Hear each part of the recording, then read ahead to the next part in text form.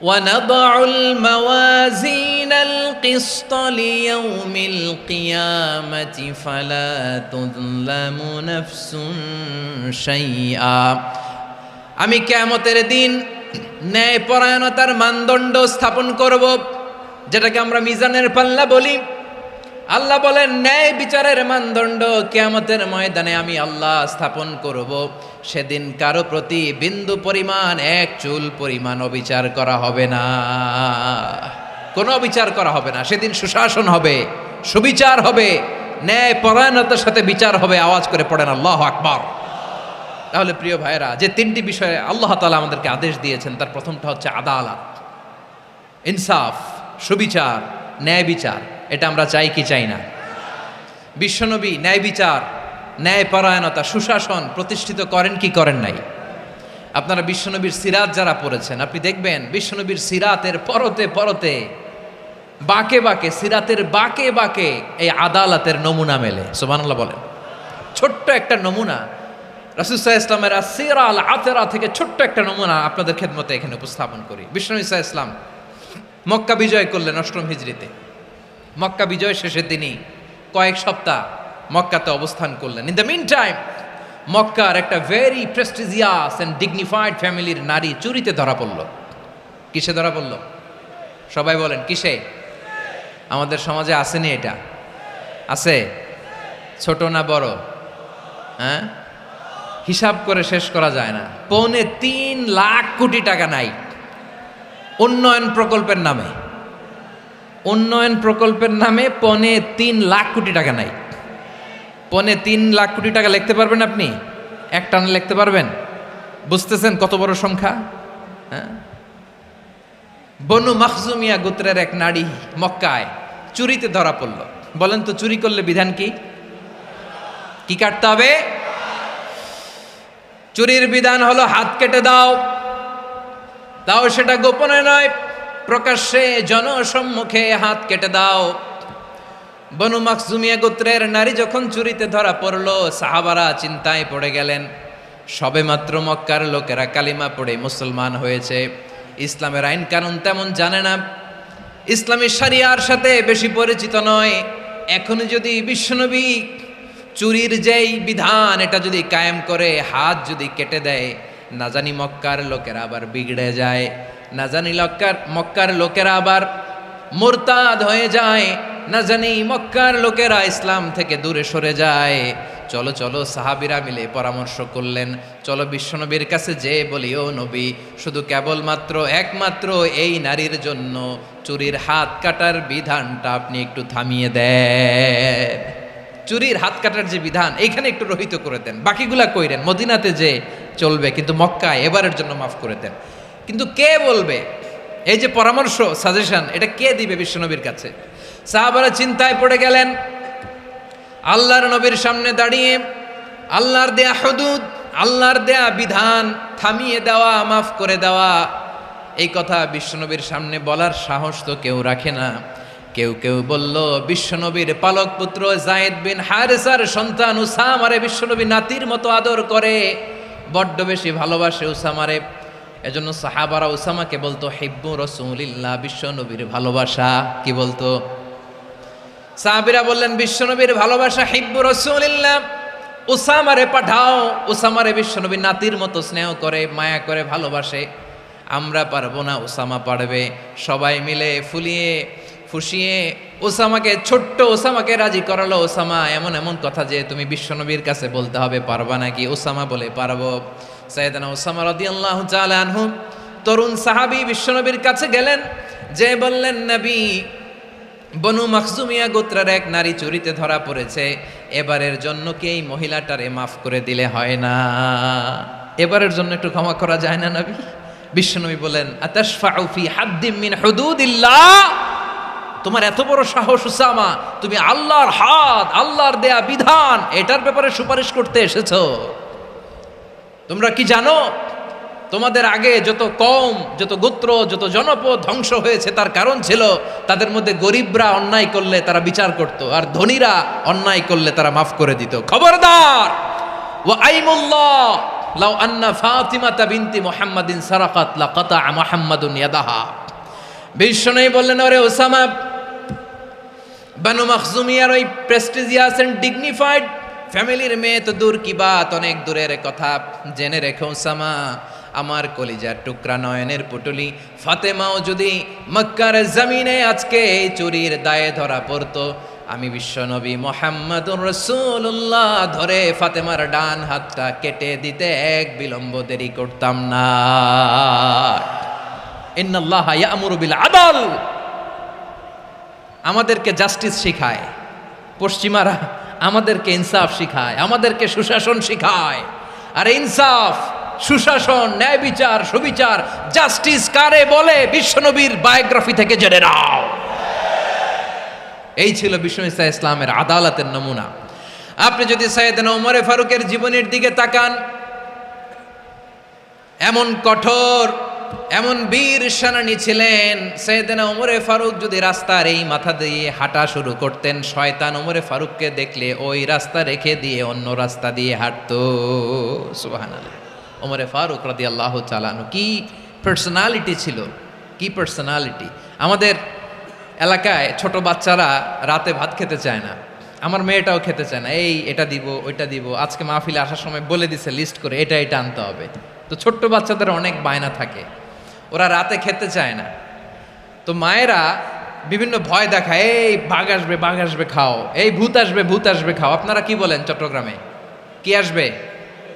হ্যাঁ, ভূত, ভূত, ভূত আসবে, বাঘ আসবে, খাও খাও খাও, তাড়াতাড়ি খাও। তো বাচ্চারা এগুলো শুনে ভয়ে খেতে শুরু করে। মদিনার জমিনেও একই ঘটনা ঘটতো। মদিনার ছোট্ট ছোট্ট সোনামণিরা খেতে চাইতো না। তো মায়েরা বলতো, হা হুয়া ইয়াতি উমর, হা হুয়া ইয়াতি উমর, ওই যে উমর আসতেছে, উমর। ওমরে ফারুকের কথা শুনলেই বাচ্চারা একেবারে ঠান্ডা। সুবহানাল্লাহ পড়বেন না? প্রভু তুমি বলেছ রাসূল দেবে না, বলনি দেবে না ওমর, বলনি দেবে না হামজা তারিক, খালিদ বিজয় সমর। প্রভু তুমি বলেছ রাসূল দেবে না, বলনি দেবে না ওমর, বলনি দেবে না হামজা তারিক, খালিদ বিজয় সমর। প্রভু তুমি বলেছ রাসূল দেবে না। আল্লাহু আকবার। ওমরে ফারুক রাদিয়াল্লাহু তাআলা আনহু, ওনার কথা শুনলে গায়ের মধ্যে গুজবাম হয়, গায়ের পশমগুলো দাঁড়িয়ে যায়। সুবহানাল্লাহ বলেন। কি পার্সোনালিটি ছিল, কি ব্যক্তিত্ব ছিল। মুনাফিকরা ওমরে ফারুককে জমের মতো ভয় পেতেন। শয়তান, খোদ শয়তান এই রাস্তা দিয়ে আসলে শয়তান অন্য রাস্তা দিয়ে হাঁটতো। ওমরে ফারুক রাদিয়াল্লাহু তাআলা আনহুর জীবনে যদি দেখেন, তাহলে সেখানে আপনি আদালতের, ইনসাফের, সুশাসনের, জাস্টিসের নমুনা দেখতে পাবেন। কয়টা শুনবেন? সাইয়েদনা ওমরে ফারুকের রাদিয়াল্লাহু তাআলা আনহুর সন্তান আব্দুর রহমান মিশরে মদ খেয়ে মদ্যপ অবস্থায় ধরা পড়েছে। মদ খাওয়ার কারণে, মদ যদি কেউ পান করে আর যদি প্রমাণিত হয়, তার বিচার হলো 80 বেত। আওয়াজ করে বলেন কয় বেত? বাংলাদেশেও তো এই আইন আছে নাকি? বাংলাদেশে আছে? হ্যাঁ, মদ খাইলে 80 বেত, এই আইন বাংলাদেশে চালু হোক। আমরা চাই কি চাই না? চাই সবাই। এজন্যই তো ইসলাম ভাল লাগে না। ইসলামকে ভাল লাগে না। ইসলামকে আউট করে রাখতে পারলেই তো এরকম বড় বড় বোতল খাওয়া যায়। একেবারে সহজ, পানির মতো সহজ, হিসাব একেবারে সহজ। ওমরে ফারুক রাদিয়াল্লাহু তাআলা আনহুর ছেলে ভুল করে মদ পান করে ফেলেছিলেন। আব্দুর রহমান, ঘটনা ঘটেছে মিশরে। মিশরের গভর্নর তখন আমর ইবনুল আস রাদিয়াল্লাহু তাআলা আনহু। আব্দুর রহমানের ভাই যে গভর্নরকে বলল, গভর্নর যদি একটু দয়া করেন, খলিফার ছেলে আমার ভাই আব্দুর রহমান মদ্যপ অবস্থায় ধরা পড়েছে, জনসম্মুখে যদি আপনি বেত্রাঘাত করেন আমাদের প্রেস্টিজ থাকে না, যদি 80 বেত আপনি মারেন আমার কোনো কথা নাই, কিন্তু ঘরের ভেতরে মারেন। আব্দুর রহমানের ভাইয়ের সুপারিশ শুনে সাইয়েদনা আমর ইবনুল আস রাদিয়াল্লাহু তাআলা আনহু রাজি হয়ে গেলেন। ঘরের ভেতরে লোকচক্ষুর আড়ালে 80 বেত তিনি মানলেন। কিন্তু ঘটনাক্রমে এই কথা লুকিয়ে লুকিয়ে ঘরের ভেতরে আশিবেত মারার কথা সাইয়েদনা ওমর ফারুক মদিনা থেকে জানতে পারলেন। মদিনা থেকে তিনি ফরমান জারি করলেন, এই বিচার যেমনটি আমর ইবনুল আস আদায় করেছে এটা প্রকৃতপক্ষে আদায় হয় নাই। আসো সবাই মদিনায় আসো, আমর ইবনুল আস মদিনায় আসো, আব্দুর রহমানও আসো, সবাই আসো, জনসম্মুখে এই বিচার কার্যকর করতে হবে। সাইয়েদনা ওমর ফারুক মসজিদে নববীর পিলারের মধ্যে নিজের ছেলেকে বাঁধলেন, আবার জনসম্মুখে ৮০টা বেত তার গায়ের মধ্যে মারলেন। মাজমুয়ে ফাতাওয়া লিবনি তাইমিয়া রাহিমাহুল্লাহ উনি এটা নকল করেছেন। এটা সবচেয়ে বিশুদ্ধ মত, আরো অনেক মত আছে। মারা গেছে কবরের উপর, ওগুলো বাদই দিলাম। কেমন খলিফা ছিলেন, কেমন খলিফা! পশ্চিমারা তোমরা জাস্টিস আমাদেরকে শেখাও, ইনসাফ কারে বলে সুশাসন আমাদেরকে তোমরা শিখাও। ওমর ফারুক রাদিয়াল্লাহু তাআলা ওই বিচারকে তিনি ধর্তব্য মনে করেন নাই। মদিনাতে এনে আবার জনসম্মুখে আবার ৮০ বেত মেরেছেন। মিশরে ওমর ফারুক রাদিয়াল্লাহু তাআলা আমর ইবনুল আসকে গভর্নর করে পাঠালেন। সেখানে আমর ইবনুল আসের ছেলে একটা প্রতিযোগিতায় রানার আপ হয়েছে। এক মিশরি সেখানে চ্যাম্পিয়ন হয়েছে। রানার আপ বুঝতে পেরেছেন তো? রানার আপ সেকেন্ড হয়েছে, এক মিশরি হয়েছে চ্যাম্পিয়ন প্রথম। কিন্তু গভর্নরের ছেলে ও জিততে পারে নাই। ও রাগে ওই মিশরির গায়ের মধ্যে কয়েকটা লাঠি দিয়ে বাড়ি মেরেছে। মিশরি যে মদিনাতে ওমরে ফারুকের কাছে বিচার দিলেন, আপনার গভর্নরের ছেলে অন্যায়ভাবে আমার গায়ে হাত তুলেছে। সাইয়েদনা ওমরে ফারুক আবার ফরমান জারি করলেন, আসো মদিনাতে আসো। মিশরীকে ডাকলেন।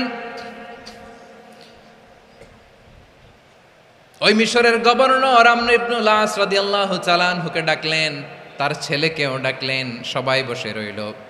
আমর ইবনুল আস রাদিয়াল্লাহু তাআলা আনহু মাথা নিচু করে বসে আছেন, লজ্জায় কাচুমাচু। হায় হায়, আজকে আমার ছেলের কারণে আমিরুল মুমিনিন খলিফাতুল মুসলিমিন ওমরে ফারুকের কাছে আমি জনসম্মুখে লজ্জিত হচ্ছি।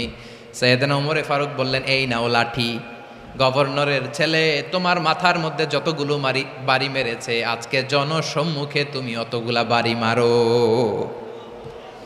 মিশরি বলে, থাক, আপনি যে ডেকে আনছেন সবার সামনে এটা বলছেন, এতেই আমি খুশি। আল্লাহু আকবার! আপনার মহানুভবতা দেখে আমি খুশি, আর অপমানের দরকার নাই। ওমরে ফারুক বলে, না, খবরদার, এই কথা মিশরি তুমি বলো না, মারো, যতগুলা বাড়ি মেরেছে মারো। বাধ্য হয়ে মিশরি আমর ইবনুল আসের সামনে ওনার কলিজার টুকরা সন্তানের মাথার মধ্যে বাড়ি মারতে আরম্ভ করলেন। ঠিক যতগুলা বাড়ি গভর্নরের ছেলে আমর ইবনুল আসের ছেলে মিশরির গায়ে মেরেছিল, মাথায় মেরেছিল, মিশরি গুনে গুনে ততটা মারলেন। এই দৃশ্য দেখে ওমরে ফারুক রেগে মেগে আগুন, রাগের চোটে রাগ সামলাতে না পেরে আর নিজেকে সামলাতে না পেরে মিশরিরে বললেন, ছেলেরে মারা শেষ হয়ে গেলে এবার বাবার টাক মাথার মধ্যে কয়েকটা বাড়ি মার। রাগের চোটে, আউট অফ অ্যাঙ্গার, রাগের চোটে, যে আমার পাঠানো গভর্নর আমর ইবনুল আস তার ছেলেকে কেন আদব তারবিয়া কেন শিক্ষা দিতে পারে না। ছেলেরে মারা হইলে এবার আমর ইবনুল আসের মাথার মধ্যে দুইটা মারো। এটা রাগে বলেছেন, এটা শাস্তি হিসেবে না। সুবহানাল্লাহ পড়ে। তোমরা আমাদেরকে সুশাসন শিখাও, আমাদেরকে সুশাসন শিখাও। বিশ্বনবী বলেন, আদল এটা যেন তেন বিষয় না, এটা দিয়েই মানবিক সমাজ গড়তে হবে। আল্লাহ তাআলা কিয়ামতের কঠিন ময়দানে, যেদিন স্বামী স্ত্রীকে চিনবে না, স্ত্রী স্বামীকে দেখে পালিয়ে যাবে, বন্ধু বন্ধুরে চিনবে না, পীর সাহেব মুরিদরে চিনবে না, মুরিদ পীর সাহেবরে চিনবে না, দলের কর্মী তার নেতারে চিনবে না, নেতা তার কর্মীরে চিনবে না, বন্ধু বন্ধুরে দেখে পালাবে। এই কঠিন মুহূর্তে সূর্যটা মাথার কাছে চলে আসবে, জমিনটা তামার জমিন হবে। আজকের জমিনের মতো নয়। মানুষ ঘর্মাক্ত, ক্লান্ত, শ্রান্ত মাথার মগজগুলো কানের ছিদ্র আর নাকের ছিদ্র দিয়ে বেয়ে বেয়ে পড়বে।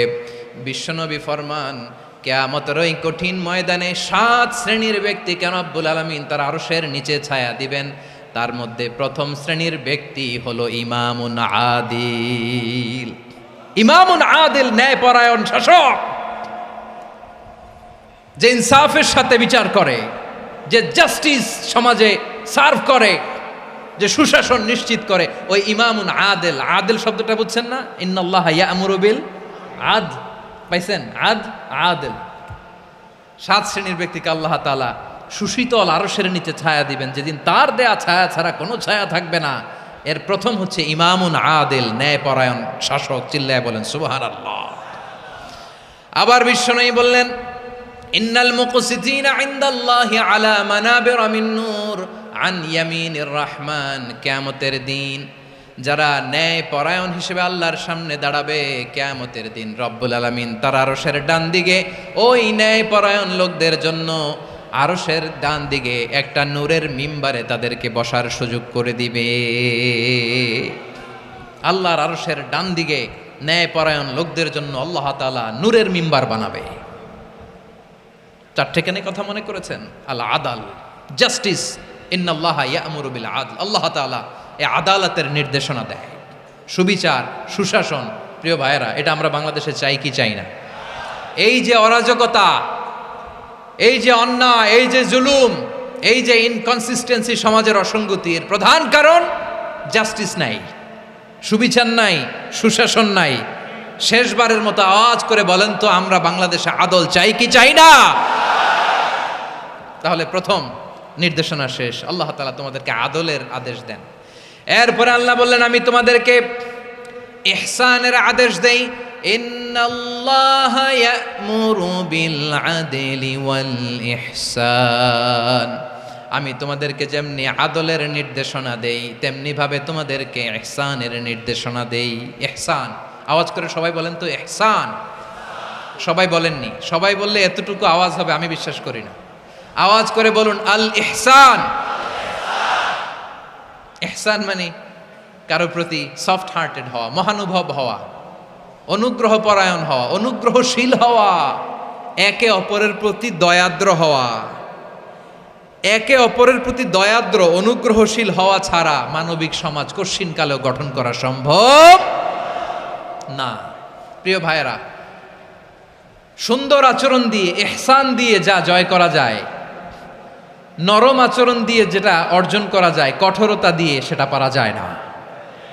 বিষ্ণু ঈসা ইসলাম ইহসান দিয়ে, কোমল আচরণ দিয়ে, তার অনুগ্রহ দিয়ে তিনি অনেক কাফিরের হৃদয়কে জয় করে ফেলেছেন। সাইয়েদনা সুমামা ইবনে উসাল রাদিয়াল্লাহু তাআলা আনহুর কথা মনে পড়ে যায়। তিনি ছিলেন ইয়ামামার বাদশা। মদিনাতে বিশ্বনবীকে হত্যা করার নিয়তে এসেছিলেন। গোপনে গোপনে বিশ্বনবীকে হত্যা করে আবার ইয়ামামাতে তিনি ফিরে যাবেন। কিন্তু কি অবাক করা কাণ্ড, হত্যা করতে পারে নাই, সাহাবাদের হাতে তিনি ধরা পড়ে গেলেন। সাইয়েদনা সুমামা ইবনে উসাল রাদিয়াল্লাহু তাআলা আনহু হত্যার নিয়তে আসলেন, কিন্তু হত্যা করতে পারলেন না। সাহাবারা ওনাকে ধরে ফেললেন, ধরে মসজিদে নববীর পিলারের মধ্যে বেঁধে রাখলেন। সুমামা ইবনে উসাল, সিরাত থেকে শুনেন, সিরাত থেকে শোনাচ্ছি। রাদিয়াল্লাহু তাআলা আনহু ইয়ামামার অধিপতি ছিলেন। ইয়ামামা বিশ্বনবীকে হত্যার জন্য আসছেন, ধরা পড়ে গেছেন, এখন মসজিদে নববীতে বেঁধে রাখছে, তার মানে বন্দী। এখন স্ট্যাটাস কি? বন্দী, ক্যাপটিভ। তো বিষ্ণু ঈসা ইসলাম সাহাবাদেরকে বললেন, তার খোঁজ খবর নিও, সুমামা ইবনে উসালের খোঁজ খবর নিও। সাহাবার বলেন, ইয়া রাসূলুল্লাহ, আপনাকে হত্যা করতে এসেছে, তার তো কঠিন ক্যাপিটাল পানিশমেন্ট হওয়া দরকার, কঠিন শাস্তি হওয়া দরকার। বিশ্বনবী বললেন, না, আমি যেটা জানি তোমরা সেটা জানো না, তোমরা সুমামার সাথে ভালো আচরণ করো। বিশ্বনবী সুমামার কাছে গেলেন। প্রথম দিন যে তিনি কালেমার দাওয়াত দিলেন, ইমানের দাওয়াত দিলেন, ইসলামের দাওয়াত দিলেন, রিসালাতের দাওয়াত দিলেন, আখিরাতের দাওয়াত দিলেন। পরের দিন যে বিশ্বনবী সালাতের দাওয়াত দিলেন, যাকাতের দাওয়াত দিলেন, ইসলাম কি, কিভাবে, কেমন করে পালন করতে হয় চমৎকার আর্টিকুলেট করতে শুরু করলেন। তন্ময় হয়ে সুমামা ইবনে উসাল রাদিয়াল্লাহু তাআলা আনহু বিশ্বনবীর কথাগুলো শুনতে আরম্ভ করলো। একদিন নয়, 2 দিন নয়, টানা 3 দিন বিশ্বনবী সুমামার কাছে ইসলামকে প্রেজেন্ট করেছেন, উপস্থাপন করেছেন। আওয়াজ করে বলেন, কয় দিন? 3 দিন। 3 দিন মসজিদে নববীতে বাধা। আর সাহাবীদেরকে বললেন, তার খোঁজ খবর নিও, তোমরা যে রুটি বানাও এর মধ্যে সবচেয়ে ভালো আটার রুটিটা তারে দিও, সবচেয়ে রিফাইন্ড খেজুর, যেটা পিওর খেজুর, এটা তারে দিও। আর বিশ্বনবী নিজের উট থেকে দুধ দহন করে ওনার বাড়ির এক কর্মচারীকে বলেছেন দুধ দহন করে সুমামার জন্য নিয়ে যেও। সুবহানাল্লাহ পড়বেন না? সবাই তো অবাক, ইয়ামামা থেকে আসছে নবীকে হত্যা করতে, বিশ্বনবী দেখে তারে জামাই আদর করে।